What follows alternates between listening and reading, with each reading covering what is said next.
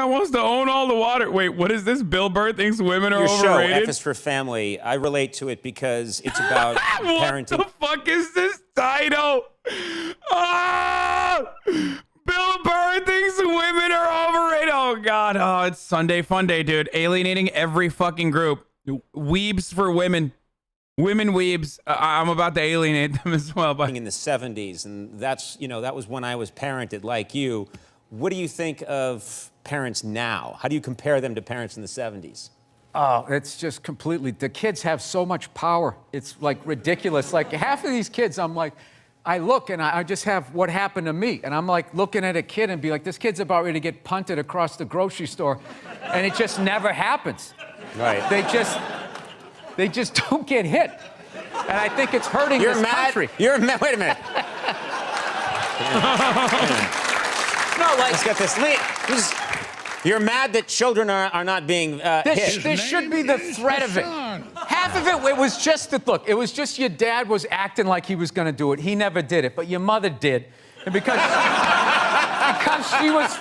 she was a woman, it was like, okay. Because it was like, hey, you let a girl beat you up, you kind of felt emasculated. Yeah.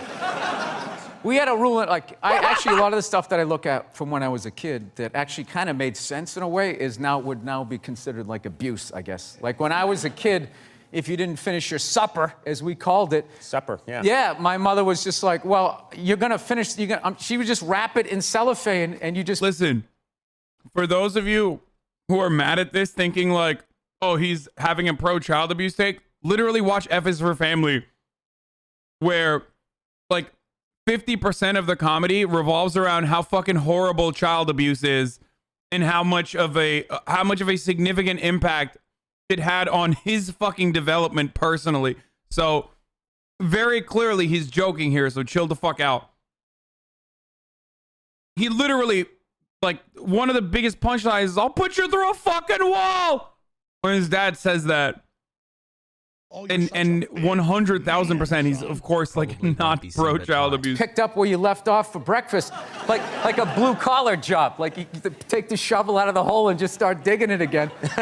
So, yeah, I remember one night we had cube steaks, which is like one of the toughest pieces of meat. I don't know if you guys, everything's so like Asian infused Wagyu beef. Everybody's eating that crap now, but cube steak was like literally had to hit it with a hammer to make it like edible. And so we were having cube steaks, and I forget, my little brother was still in a high chair, and he couldn't finish his. So my mother goes, all right, we're just going to have to eat it for breakfast. And that was like 8 hours away, which was like half his life. So he's like, all right, I'll take that deal. So the next morning, I remember we were having waffles. My mother always made Sunday breakfast, so we had all these waffles, eggs, bacon, this whole layout. My brother was looking at half-eaten cube steaks and a little mound of green bean casserole. And he goes... So he looked at my mom, he goes, Mom, can I have a waffle? And she goes, no, you got to finish your supper. He's like, well, after I finish my supper, then can I have a waffle? She goes, no, that is your breakfast. And he goes, oh, Mom, I hate you. And my dad, without looking up, took a full glass of milk and threw it in his face. Swear to God. This is what kills me. What kills me. You want everyone today to have as miserable a childhood as you had. No, but it was kind of funny. We know what's hilarious was my mother just popped up and just immediately started cleaning up, and my dad just kept eating. Like he didn't like the roles were defined back then. Now the guy has to throw the milk, he has to clean it up while telling his wife she's brave for just sitting there. Like whatever that is. Can you hear it? Oh, I know. Women are so overrated, right? We went from We went from not listening to them to now it's ridiculous. Like that believe women. It's like all of them. How about 85%? I'll give you 87%, all right? But that last 13% that keys your car, lights your shit on fire, and puts a family pet in a pot of stew. Who put a pet in a pot of stew? Glenn Close. Oh, Glenn Close, yeah. Okay, all right. I think it was a separately boiled. You know what I miss, tougher parenting and evidence. Those are the things that I miss from my childhood. Evidence. Yeah. You mean Due people? process. Right. Somebody says something happened, and then someone else goes, well, I said it happened this way, like the old gumshoe shows. Then they had to figure it out. Right.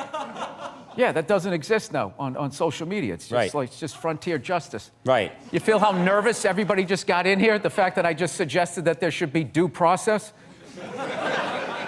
This guy's talking crazy, man. Did he just join ISIS? And that's the fucking boomer part, okay? That's the boomer part that thinks he's making like a common sense take that oftentimes is weaponized by the right. That's it. Because he doesn't have the fucking wherewithal to be like, of course, believe women doesn't believe all women unconditionally, but it means don't reflexively disbelieve women because that's what we do. That's me. You come to me for a take like that that's more nuanced. His is just like, I don't fucking get it. Women are overrated, dude. Yeah. This is what it is. This, no, what I'm saying. And then the woos that they agreed, but they didn't agree when it counted. We'll digitally add woos, don't worry. We have the woo machine. You are way too angry. 50 is still relatively young. You have the anger of a 110-year-old man. All these telephones. I can't argue.